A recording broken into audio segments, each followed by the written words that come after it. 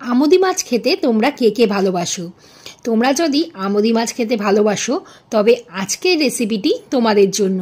তো চলো দেখে নেওয়া যাক আমি আমুদি মাছ কিভাবে রান্না করলাম। এখানে কয়েকটা আমুদি মাছ নুন হলুদ দিয়ে ভালো করে মেখে নিয়েছি, তারপর এটাকে একটু ভালো করে ভেজে নেব।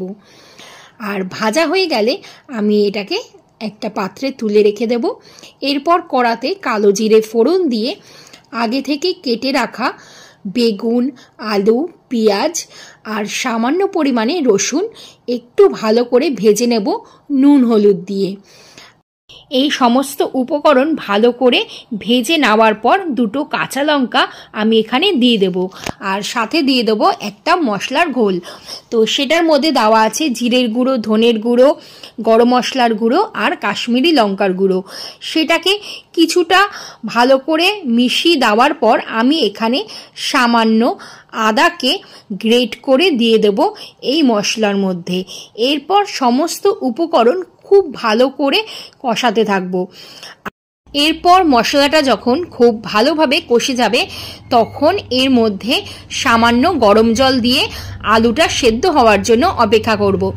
তারপর কিছুক্ষণ পর যখন দেখব আলু নরম হয়ে গেছে কষতে কষতে, তখন ফাইনালি আমার যেটুকু জল দেওয়ার সেটুকু দিয়ে ঝোলটা ফোটবার অপেক্ষা করে এতে এক এক করে মাছগুলো ছেড়ে দেব।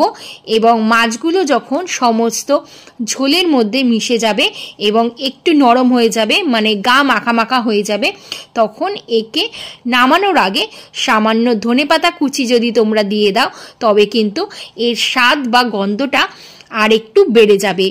তো আজকের ভিডিও তোমাদের কেমন লাগলো তোমরা অবশ্যই কমেন্টে জানিও।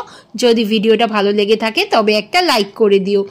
তো আজকের মতন এখানেই বিদায় নিলাম, আবার দেখা হবে পরবর্তী একটা রেসিপি নিয়ে।